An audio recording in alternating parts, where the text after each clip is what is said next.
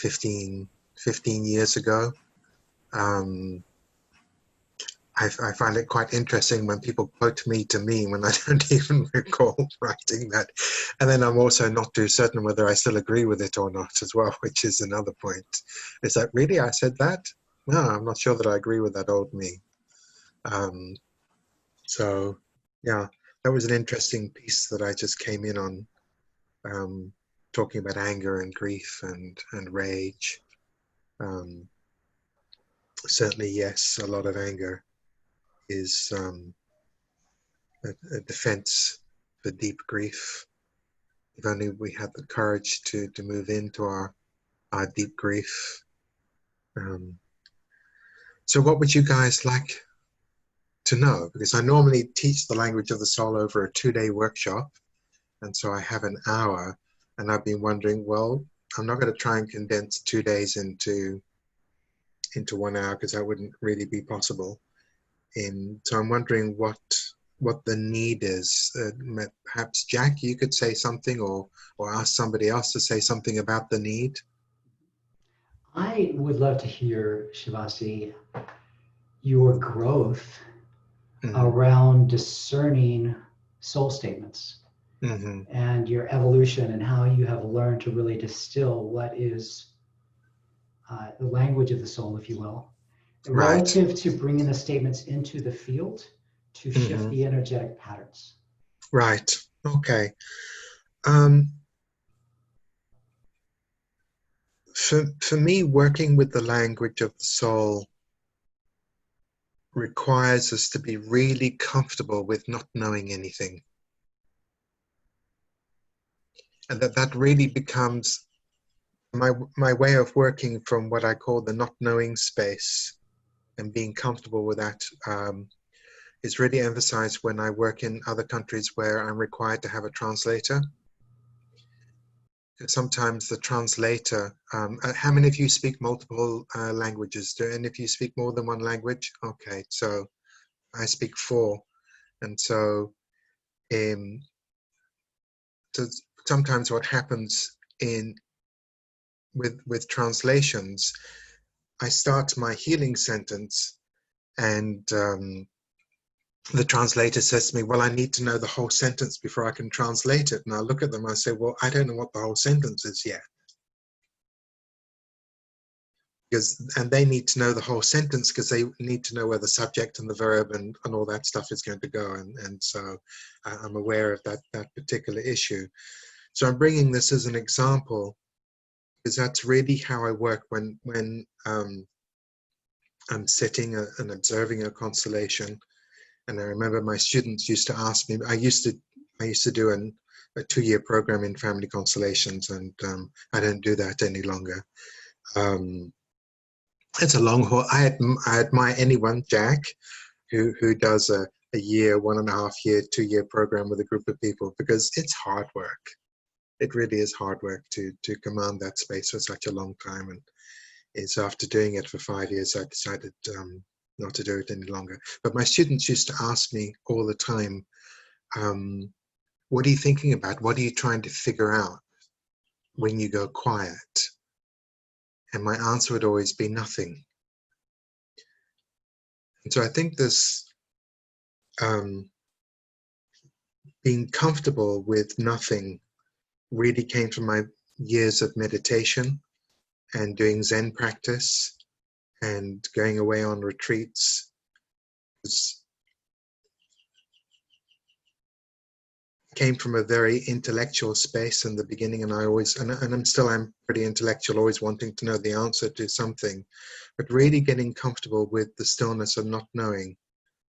And so when I work with the language of the soul and I'm looking at a constellation, all I know is that something needs to be said, that this person needs to say something to that person, and then I will approach the constellation. I have no clue at that stage what needs to be said. But even down to when I say to the representative, please say to this person, I still don't know what's going to be said. And so I take each moment as a movement in itself. So this is a skill that can be developed over years of really being comfortable with not knowing. And I think that's possibly the most important skill that you can have when facilitating family constellations. To really be comfortable with being able to say to a client or to a student or to someone, I don't know. I don't know. I literally don't know. And so often, very often, when I say to a representative or to the client, please say to whoever, even at that stage, I don't even know what the healing sentence is going to be. I just know that there is something there that is waiting to be said. And for me, I go through the body, or I'm with, everybody's pictures just reorganize themselves into a different order. So that's sort of what happened here. So for me, I always go through the body and through my own body. So once something is said that is not conversational, but rather a deeper statement. You know those people who say, I need to speak my truth here, but we know damn well they're not speaking their truth. They're actually expressing their damn opinion. So it's not one of those moments. Okay, it is really a deeper statement of truth. So for example, when a couple have parted ways, when one says to the other, I thank you for all that was good between us. So that needs to be felt. And if you feel it as the facilitator, you know you're on the right track. If you get relief. And so for me, the body does not lie. If you're coming from the mind, well, what should be said here? Then we're likely to be led astray. We're likely to be really wordy. We're likely to end up in a place of one of those very awkward and difficult apologies. Have you all been on the receiving end of these apologies that are not really apologies? You know, I'm really sorry that I hurt your feelings, but at the time I was going through this. Is like, no, shut up. Just say sorry. Just say sorry. You know, I'm glad that a lot of you are smiling and laughing at this, because this is really how we work with the healing sentences. And to me, it's an endless topic, because although there are some healing sentences that repeat themselves over and over and over and over again, and I have heard of one school, and I'm not going to mention which country because I don't want anyone to figure out who the trainer might be, that gives their students a list of typed up sentences that say you use this sentence in this situation, and they're not allowed to digress from that at all, which sounds rather horrendous to me. I hope you don't do that, Jack. I can't imagine you do that, Jack. No. You're far too good for that. And so whilst there are sentences that do repeat themselves and I use quite often, some of them are very unique, and some of them can be a little bit shocking. Whereas I hear them and I think to myself, wow, I'm not sure that I want to say that. And so there's a group of sentences that I call my homeopathic sentences, meaning you're giving somebody a little piece of the disease to bring home to them what it is that they're actually doing. So it could be an opportunity for healing to really bring something into to focus, to have one partner say to the other partner, it would be good for the children to hate you too. And normally, shock comes into their system. And then they realize, there's something going on here that I need to address.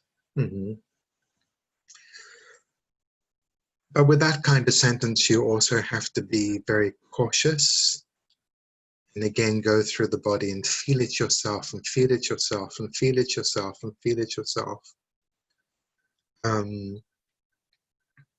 Breath is always a very good indication. Did somebody take a breath? One of those breaths that indicate I'm relieved, I'm released.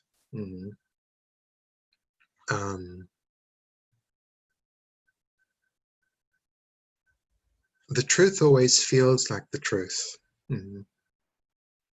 And it never feels like I'm right about something. Do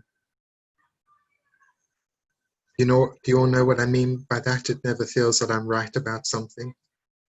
It just feels of, okay, this is how it is. Yeah.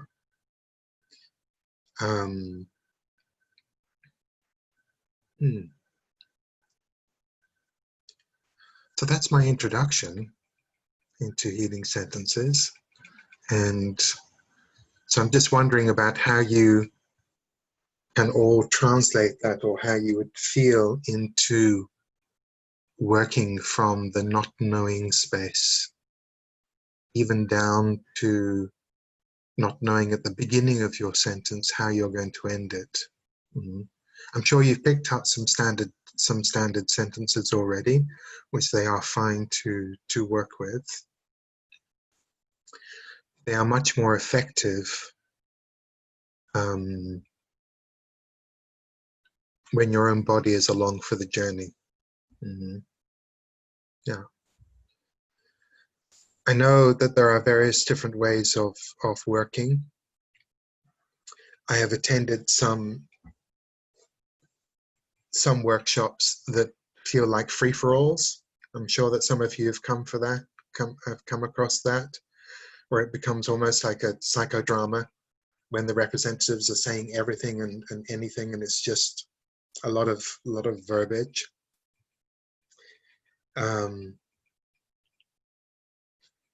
At times it can be very useful to ask a representative, in my view, is there anything else that needs to be said?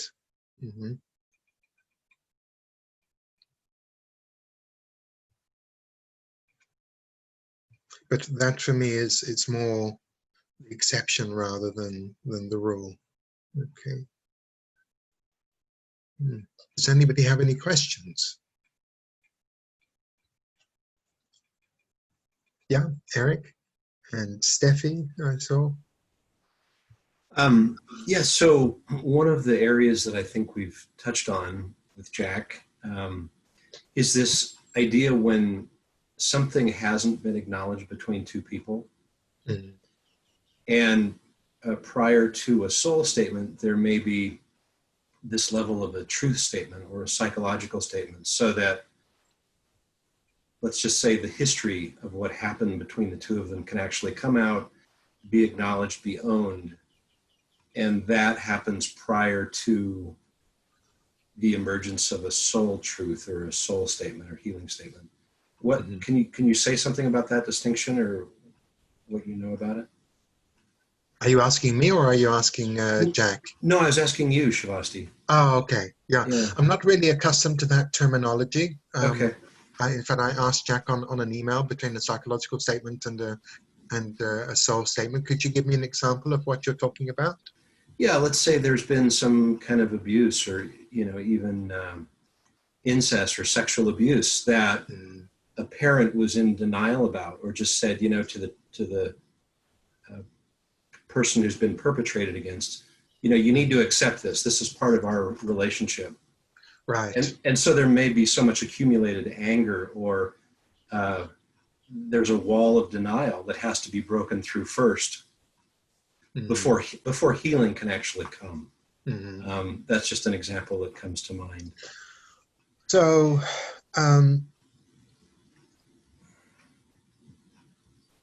it's very difficult for me to give a standard response, because I would have to be there in the constellation and be with the particular clients. Right. Something along the lines of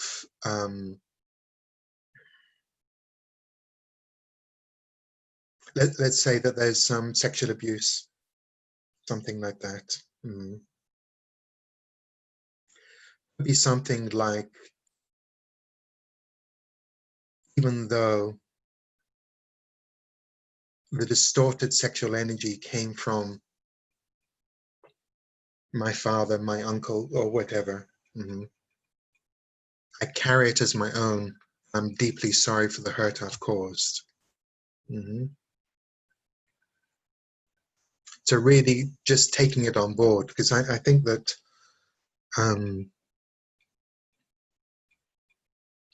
sometimes it can be forgotten that although something comes from the system, each individual is responsible for their own actions. So even though that I might have been abused, and my father might have been abused, and his grandfather or grandmother might have been abused, and so although it could be in the lineage, it still has to be acknowledged that I'm the one in carrying this and in embodying this. I'm the one who then went on to hurt you or to hurt our children. So I think it's important for that to be said so that it's fully acknowledged. Just in the same way, if there's been a relationship that's broken up because of violence or something like that, to also acknowledge whatever good there has been between, because there's a reason why a couple has been together for a few years. So I thank you for all that was good between us. Or to say something like, there was a time when I loved you deeply. However, the violence destroyed that. Or to have the perpetrator say, and I see that the violence destroyed that. So it's good to acknowledge both, and so you can weave them through.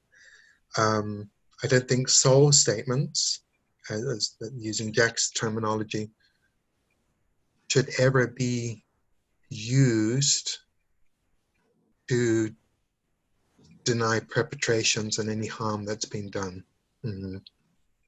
We're not here to whitewash things, and we're not here to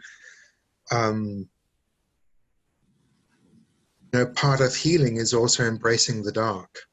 Part of healing is also about acknowledging the damage and embracing the damage. Yeah.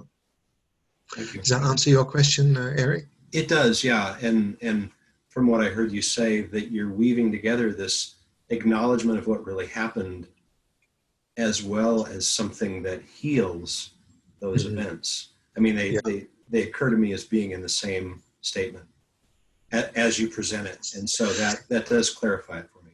Yeah, I think it's really. So Bert Hellinger talks about the balance between giving and taking, and I apply that balance to events and feelings as well.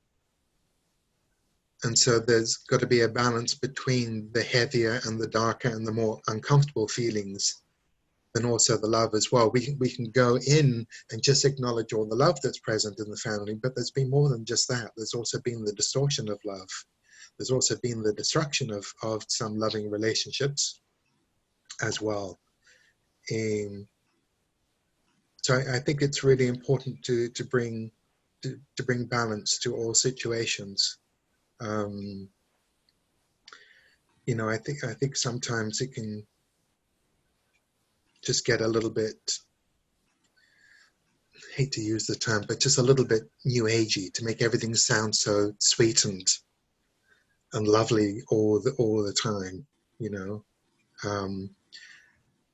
So another sentence could be an abused partner looking at their abusive partner, or a child looking at its parents and saying something like, when you hit me, you destroy love.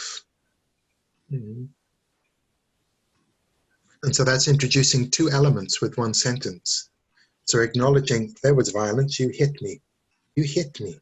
And there was love there. In fact, there still is love there. But it's been destroyed and distorted. And so that can be a very powerful sentence as well. Mhm. Thank you. Oh, you're welcome. Steffi, you put your hand up. Hi. Thanks for being here with us, Shavasti. I really appreciate it. And I feel like just you speaking these statements are very healing. So thank you for that. Oh, you're welcome. I just have a question with regards to when you're actually running the constellation. I feel like just kind of like listening to you, I just get this visual that we're sort of like weaving in and out of ourselves as facilitators. So you know your own soul and you know your own sort of like soul language. And then you go into the constellation and you look at the soul of the participants and different elements. So there is an element of, from my experience from listening to you, is like zooming in and out and in and out. So just a question around how do you filter out the story to really get into the soul, because we can only speak from, you know, our experience, right? So for example, when you're seeing these soul statements, it hits me really deeply because I've experienced it, but how do you know if the other soul will receive it in the same way that you're receiving it, in a sense? First of all, I can't guarantee that the other person will receive it. That's number one. And I'm comfortable with that. If at first you don't succeed, try again. So, and I use my body as the barometer. I use my own body as the barometer.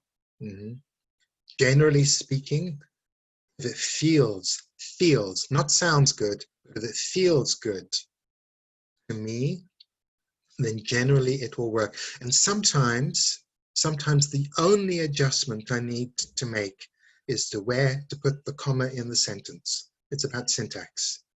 It's about the pause. So I use my pauses very, very well. And so sometimes it's just moving the pause in the sentence slightly or changing just one word. On occasion, I'll ask the representative or the client, what would sound truer to you? And they might say exactly the same sentence back to me, but just change one word. And I'll go, okay, I can go with that. It's also okay to be wrong. And so what I would say is the most important thing in terms of our work, particularly with using the language of the soul, is our own personal healing.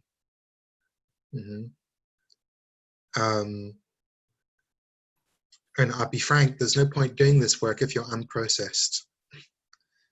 And just, yeah, we've got to keep up our work. And I have a supervisor. I have a supervisory session once every 3 weeks.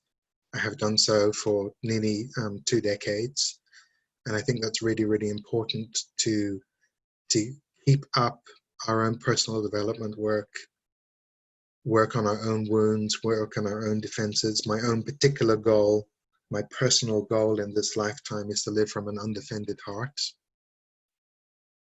And so I keep that as really one of the foundations of my work with other people, is to work from an undefended heart. And an undefended heart is a realistic heart. It's not hiding behind some kind of love and serenity mask. It's without masks and it's without pretenses. So how do I know whether it's really going to land? I just test it out. And I'm perfectly comfortable when it doesn't land. It's like, okay. And then I'll just go quiet. And I'll just go quiet. And wait for something else to come to me. Did that answer your question, Steffi? Yeah, and I guess a follow-up to that is, what meditation practices have you found to be super useful as you're navigating the work? Oh, well, I'm personally a chanter. So chanting is my meditation. Okay. So I chant Sanskrit chants, and that's what I do for myself. But there are lots of different meditation practices out there. I use chanting because my mind tends to wander and to chatter a lot. So a chant focuses my mind, because otherwise if I try to do the Zen empty mind thing, I'm like, what am I going to eat for dinner tonight? I want avocado. Did I remember to pay my electric bill? You know, when I was thinking, so that's just what happens. Okay, thank you so much. That's really helpful. Yeah. Janice Lindgren. That sounds like a Swedish name there. It is, it is. Thank you so much for being here, and thank you, Jack, for the inviting Shavasti. I picked up on something you said, and I want to make sure I heard it in the way you meant it. And it's around accountability or ownership or taking my part, or different phrases for it, that even though there are pressures in the family system coming down and some member of the family has taken that on or is exhibiting that, there's still an accountability for how they acted, even though, or in. That's something a little bit new for me, and my body liked that. Yeah. So another one could be, even though the violent impulse came from XYZ.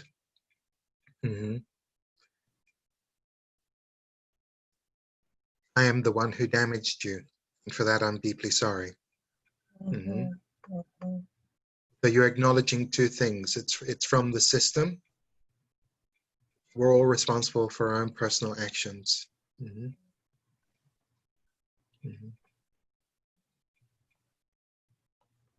Thank you. So even though the violent impulse came from grandfather, let's say, or grandmother, I'm the one who damaged you, and for that I'm deeply sorry.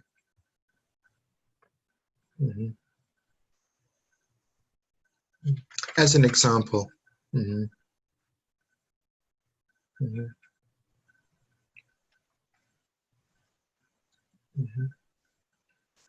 that answer your question, Janice? It did, and a secondary kind of like comes up in me there are times, I'll just say this and then see how you respond when maybe you don't hit this kind of situation, but there'll be times when a representative simply cannot own that.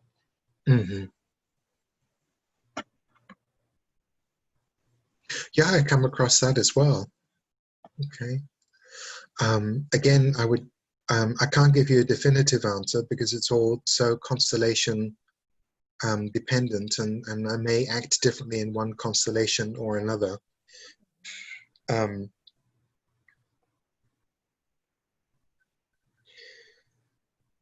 Quite often with that, I bring in resource. I might bring in a representative for their heart or for their soul, depending on how I'm feeling at the moment, and just get them to look, or even their conscience, someone to represent their conscience, and get them to look directly at that. And sometimes things just cannot and will not budge, and it's quite fine to either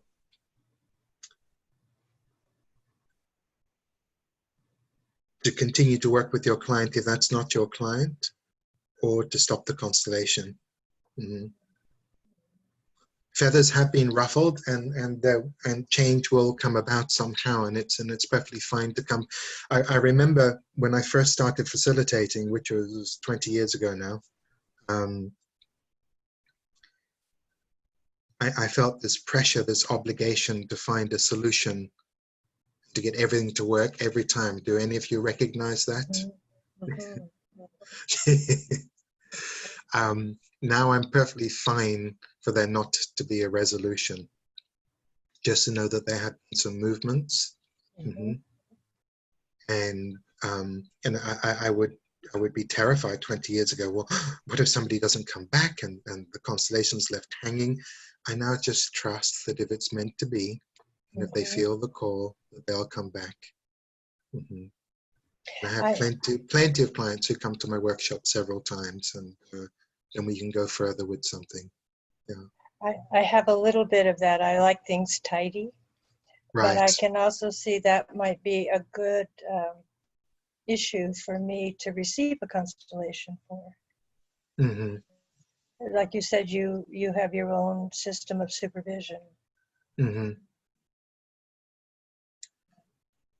So I didn't quite follow you there, Janice. Oh, is that, you said earlier, I thought I heard you say earlier that you continue to seek expansion, and one way you do it is you ask for supervisory Correct. oversight. And I was Yeah. thinking, if I have trouble with not having a tidy conclusion, that would be something that I then could seek.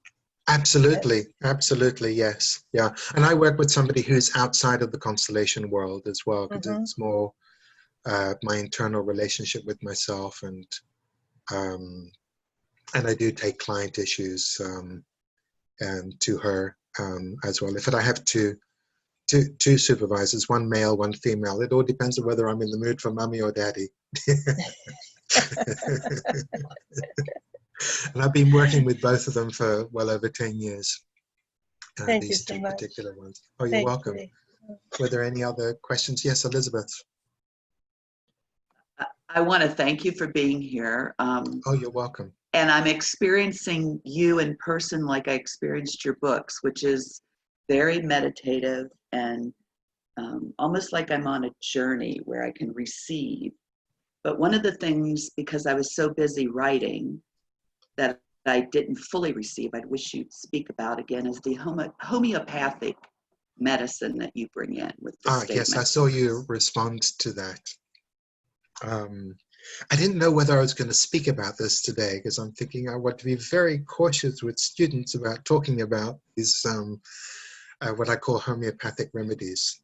So that's when I use a sentence. So when a constellation is getting stuck, and particularly when someone is stuck in revenge and bitterness and resentment, and two ex-partners that just hate each other, use a sentence. So that as one example. There can be many different ways of doing it. To use a sentence that really brings into focus where they are stuck. Mm-hmm.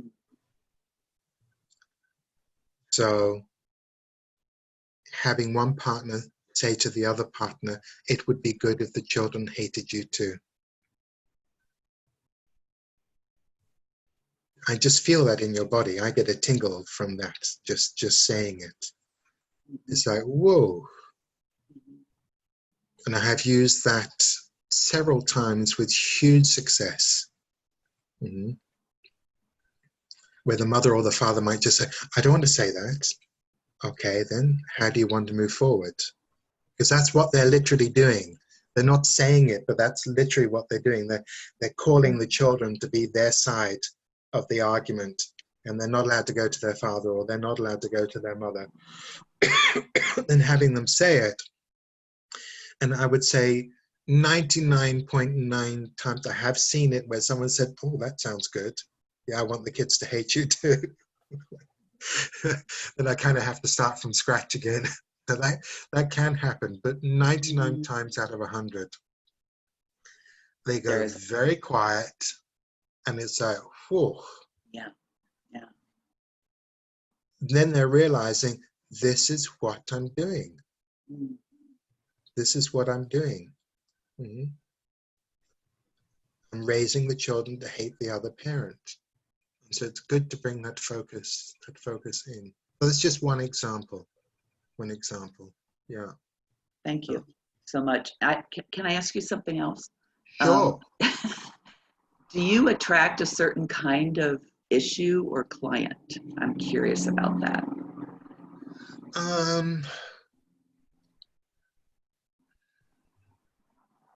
It tends to go through phases. And I do get some very annoying workshops where it's one of my themes, and it comes up all fucking day. And I go home thinking, oh, okay, right, I get it, guys. I get it. I get it. Yeah.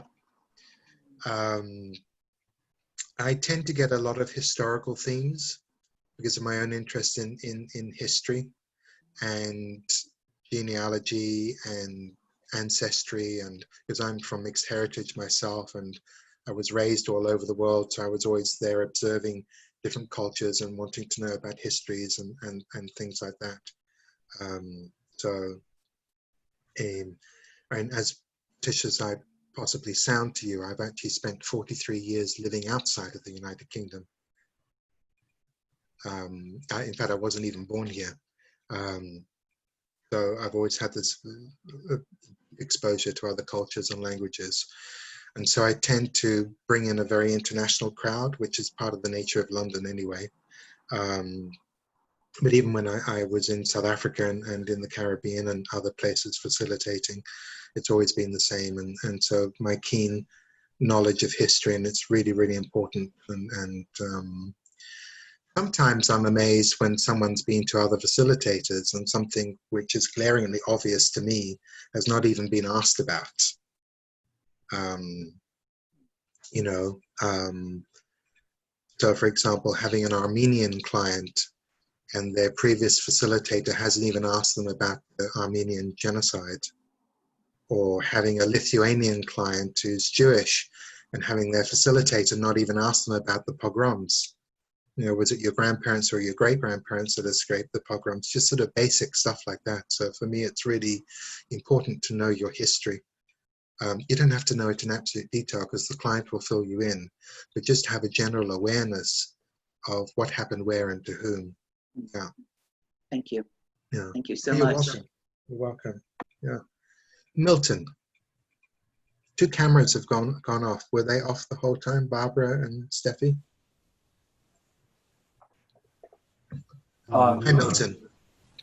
Well, thank you for being here. I'm getting a lot out of your books. I find them, I'm drawn to them. I'm drawn to the scenarios, and I'm drawn to the depth that the scenarios really portray. So I come from, my background is engineering, and as a result, I have a habit of focusing on one thing and then trying to take that to its depths. So part of the problem of that, as was well illustrated just yesterday in a constellation, my first constellation that I was trying to facilitate, was that I wasn't seeing the other clues that were happening.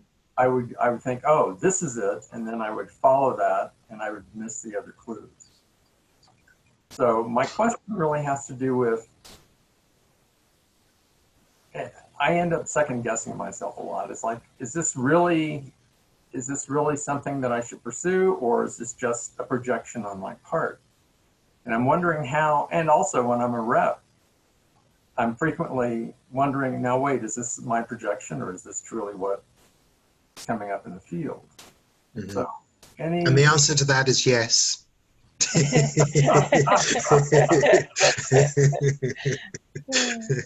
Is it this or is it that? Yes.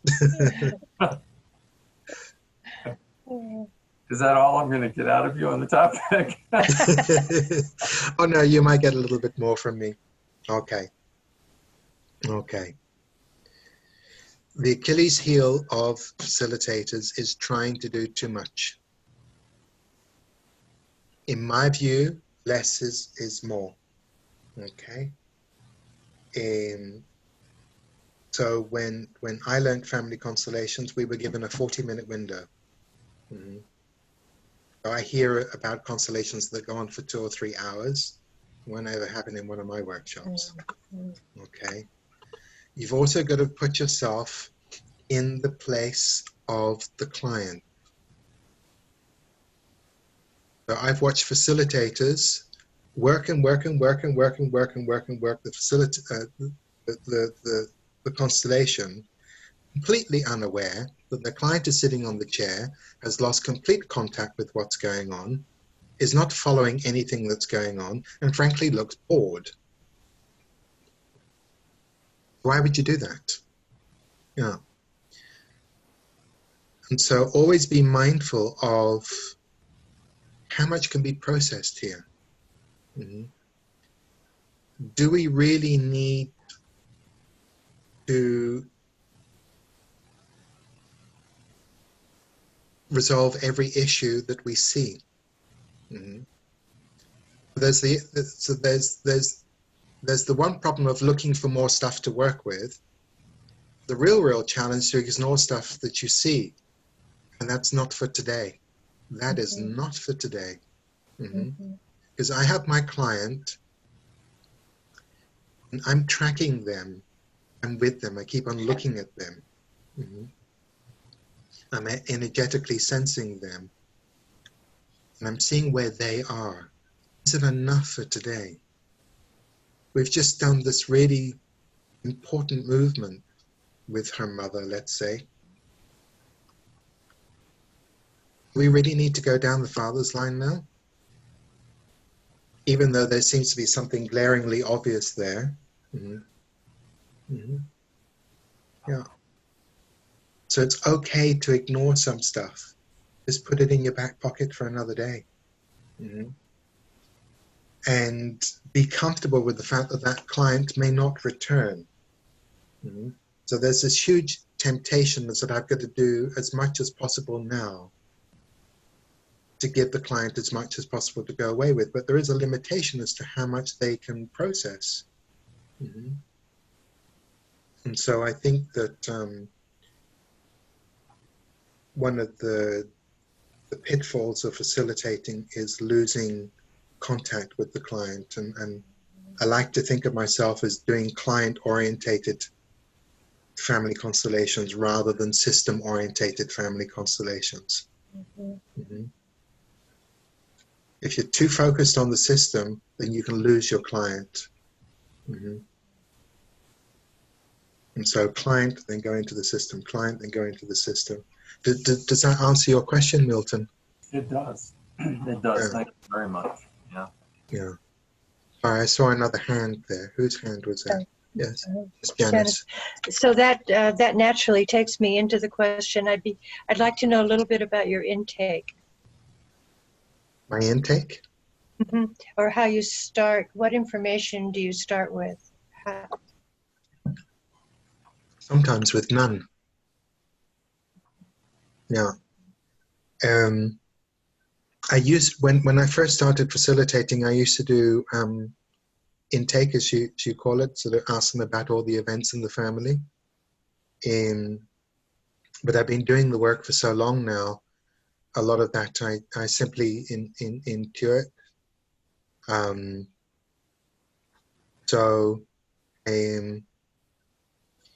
Yeah, I tend not to do that much of an intake. I certainly don't have a form for people to fill out, and I don't use a whiteboard or anything like that. But I'm wondering, you probably start with some kind of why are you here? Or... Well, yes, I will do. Yes, and I'll just ask them what is your theme, and I might even place the theme in the constellation. So if somebody says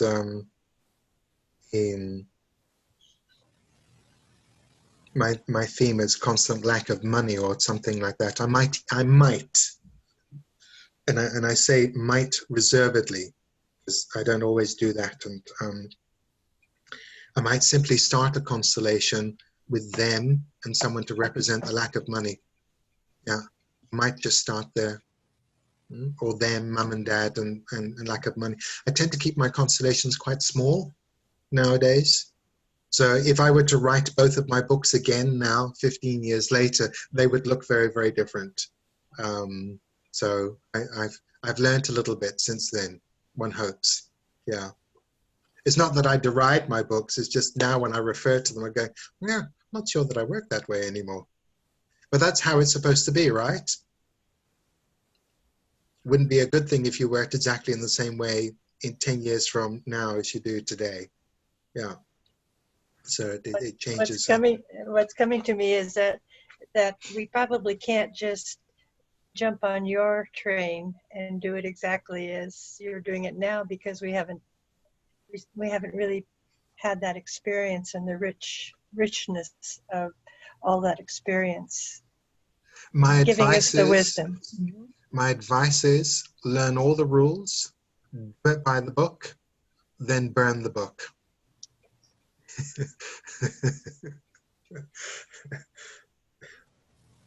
And that truly is my advice. Learn all the rules, do it by the book, then burn the book. Once you're in the saddle and you're settled and you feel confident with the work, and then just toss the book out of the window. Yeah. And be okay with your mistakes. You will make mistakes, and be okay with not knowing, be okay with not understanding. I'm perfectly comfortable in the middle of a workshop to literally say out loud, I don't know what's going on here. I'm going to have to take a seat for a moment and just sit in silence and just wait. But it takes a bit of confidence. I didn't have the confidence to do that right in the beginning. It took me a while to get confident with that. Where's Stro? You have a question? And then Jack put his hand up too. Thank you so much. And I'm maybe the greenest or newest to this process in this group, and I've actually been joined the training rather late. So this is kind of my first weekend with the group. And one of the, I want to thank you for your presence, not just for being here, but the presence that you've brought to our conversation. The thing that really struck me, and it's my own journey, is you talked a lot about being in the body as a barometer for your facilitating.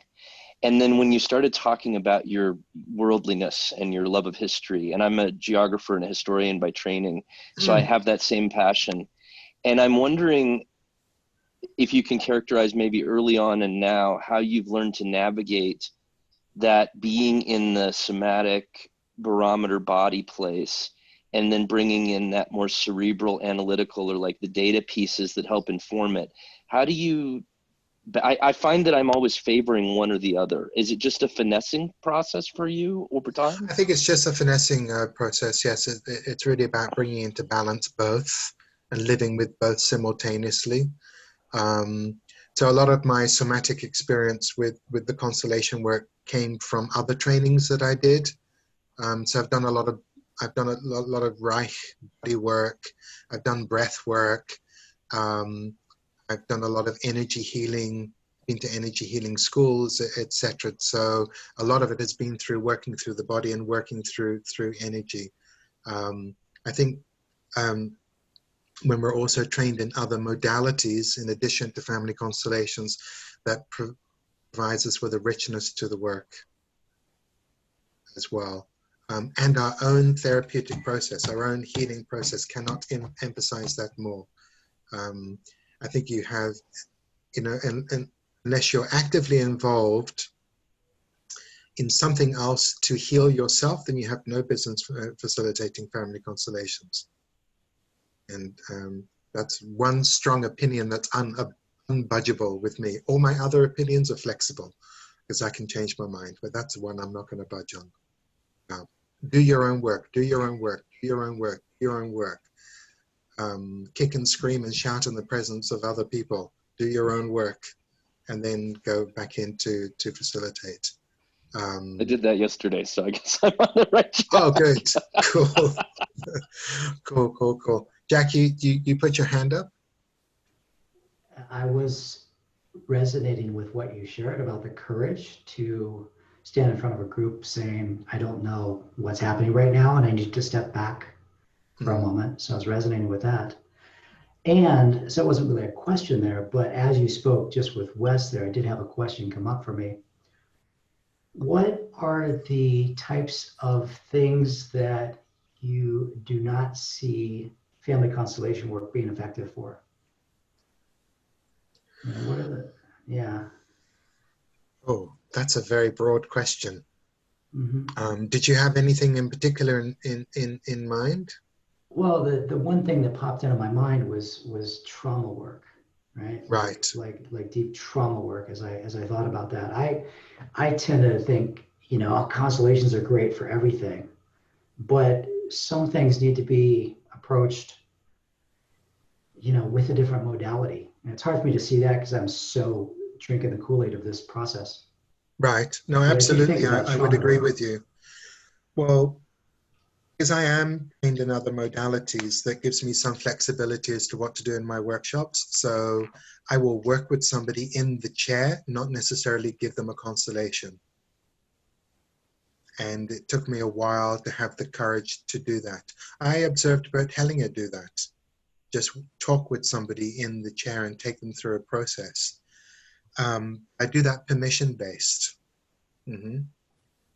Because working, let's say, working with somebody's trauma or working with a deep personal issue that a constellation would not serve them for, whilst they're sitting in a chair in front of a group of 15 or 20 other people, could be deeply shaming or traumatizing for them.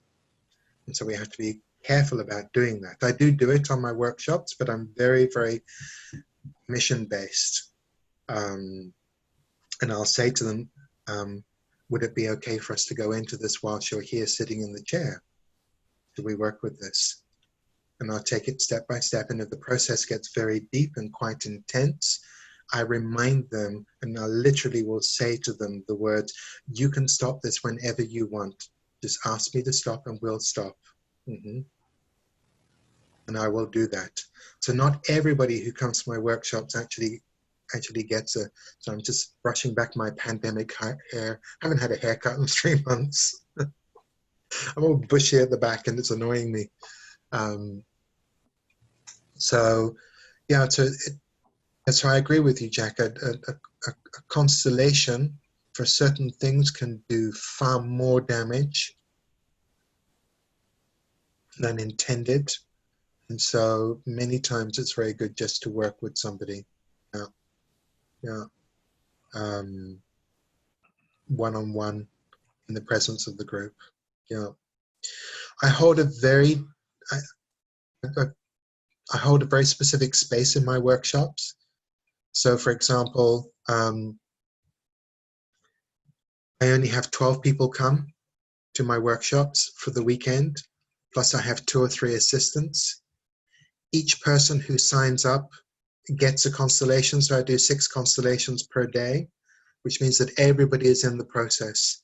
So the system of having issue holders and representatives, I've never used that system. I don't like it because there are perpetual representatives, people who don't get involved in their own process, but they just come along to rep all the time.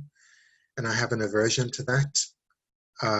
It's like you're either in the mud with the rest of us or you're not. So that's how I prefer to do it. So then everybody's in the process. So I create a very nice, what I like to think of, a very nice, safe container.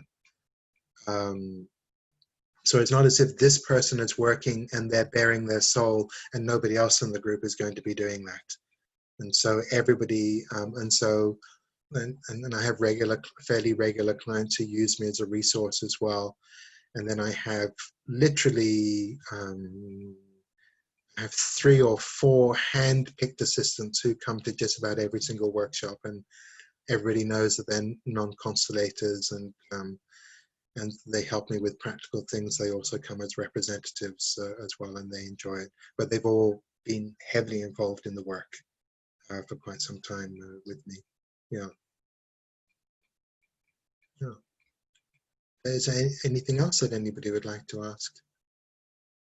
Yes, Heather Lee. Yes. Hi. Hi.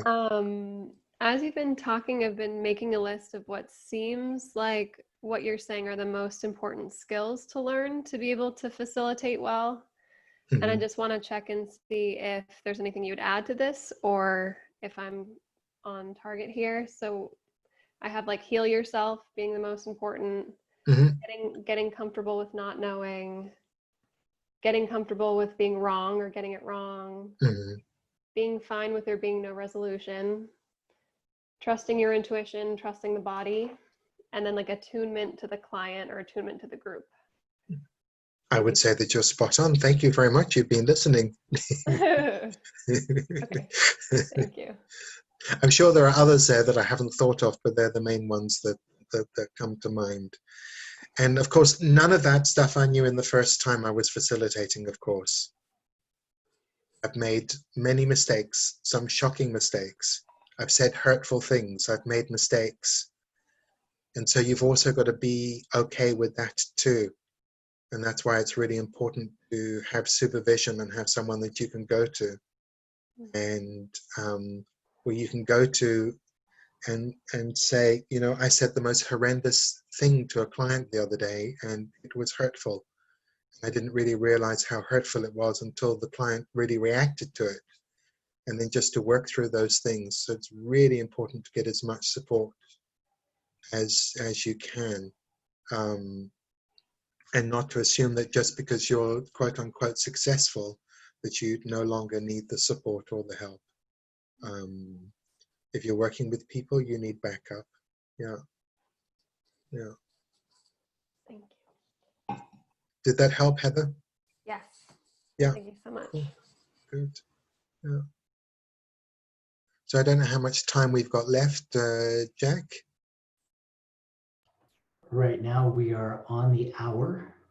Okay. So I know we had talked an hour to an hour and a half, and you know, people are complete. That's great. And if an hour is the right amount of time, then thank you. I'm happy to take more questions if there are any, but otherwise I'm also happy to say farewell as well. Okay. Good. So it was great spending time with you. Thank you very much, Jack. Wait, I think that might have been, was that a question, Michelle, or was that a goodbye? I do have a question if you're willing to Oh, stay you for do? just a few Okay, minutes. Michelle. Yeah, And if that's all right. Yeah. When horrific images are brought into the field and things that in our cultures we have taught and we feel in our body to be very difficult. So I know you chant. You said chant is your form of meditation. Are there other things that you do to help you either deal with some of those images on a more soul level so that they aren't so judgmental and they don't actually cause so much pain in the psychological part? Or are there processes that you go through, or is it just you kind of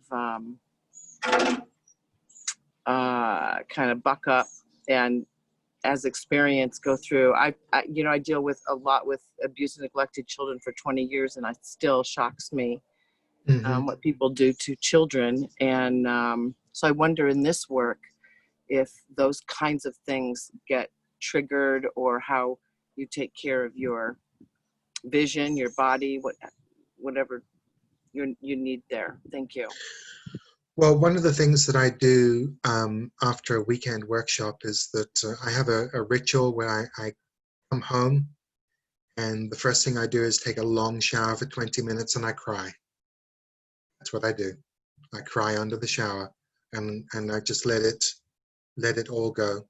There's just so much human suffering that you can process. Yeah? And some of it's a lot. There are other ways in constellations to deal with in shocking events or gruesome events, etc., that can come up in a constellation. There are many ways of dealing with them. And because I teach in different countries have got different containers. So some countries are just so accustomed to holding trauma, and other countries are not so good at holding trauma. In Europe, we tend to be quite good at it because we've had so much, with all the wars and things like that. So I'll give you an example of a constellation I did in Istanbul back in January.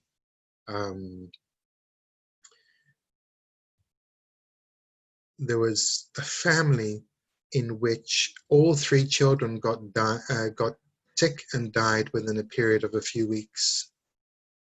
Just some illness came through. And it just became clear to me there was no way that this family could process the death of these 3 children through a constellation.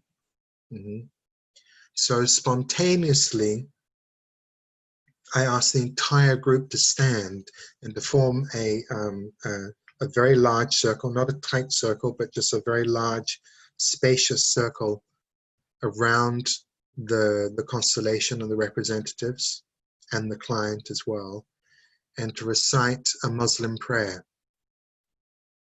And so we did that for several minutes, and then we were in silence for a good 5 minutes afterwards. And the client reported afterwards that she felt as if 30 years of trauma had just been released off her. Because you can't, there's nothing to say or do with that. It's just too much. Like sometimes with a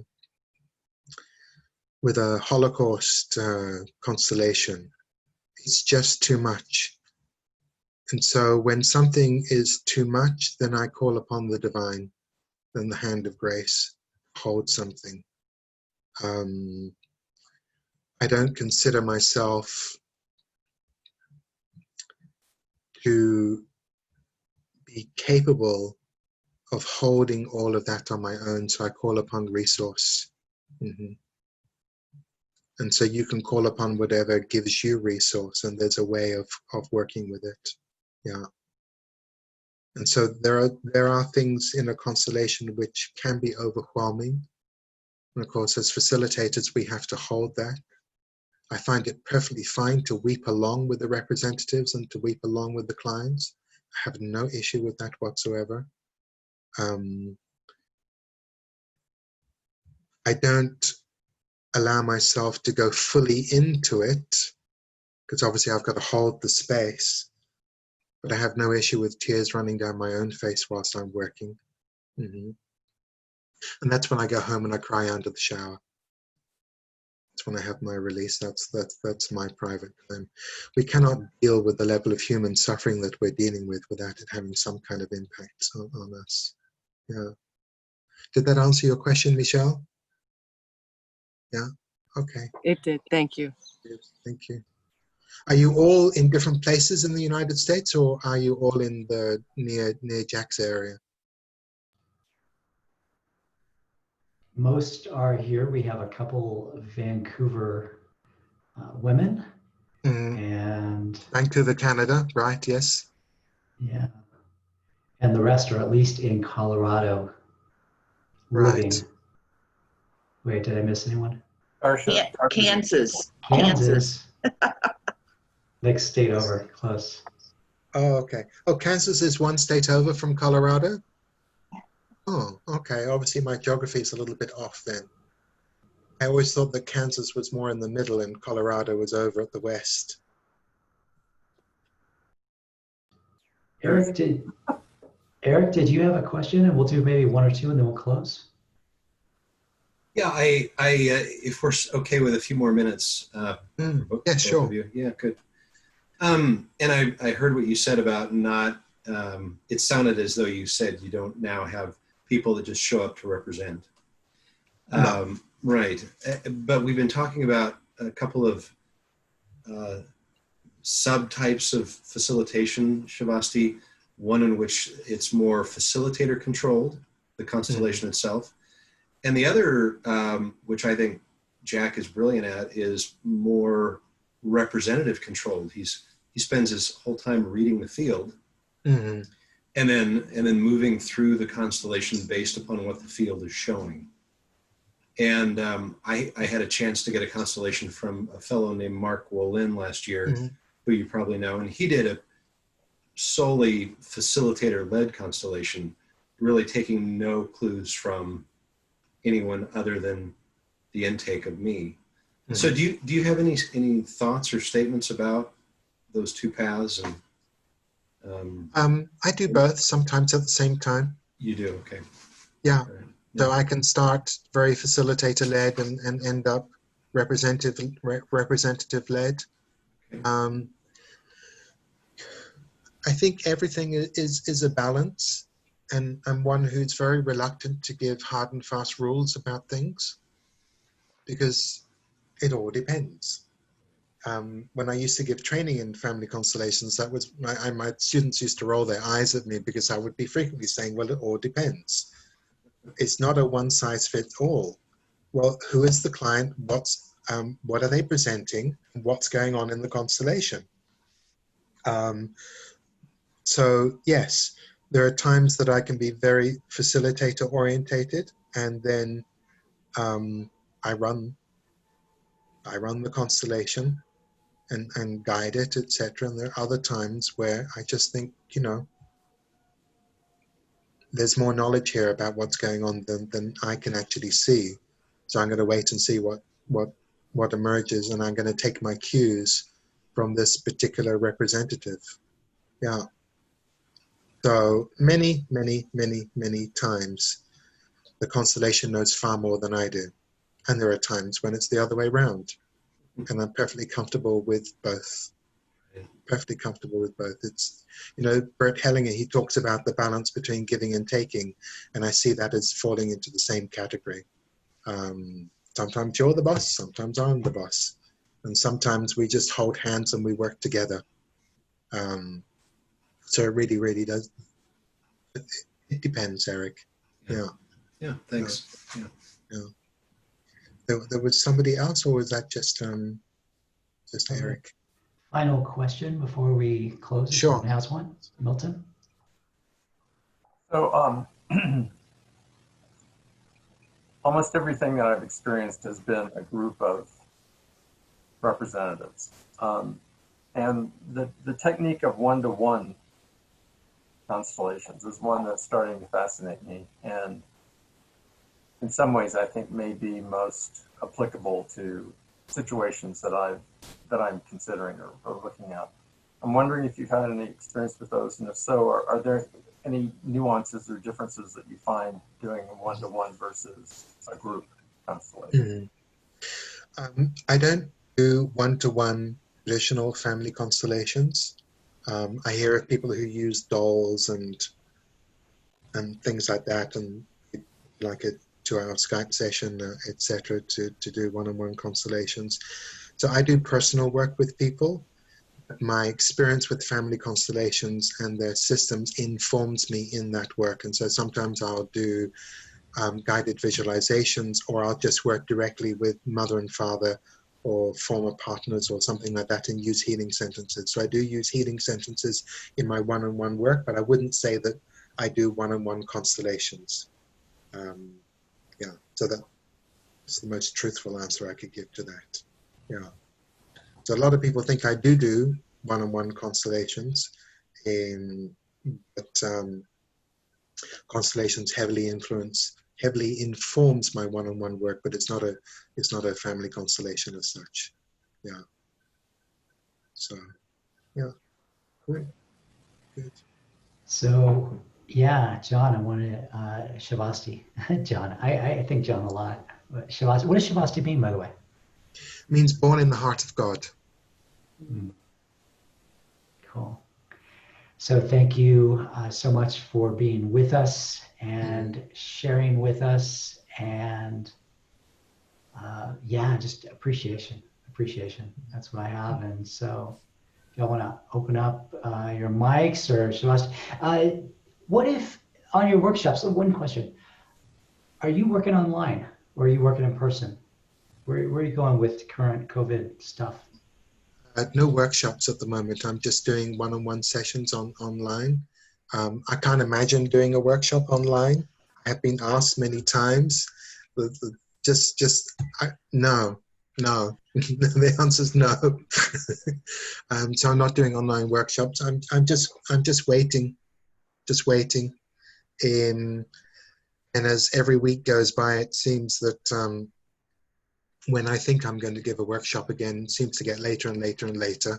When this pandemic really started, I thought, I'll give a workshop at the end of May. This was in mid-March when it started. I thought, okay, I just have to cancel March and April workshop. And then it became, okay, well, June.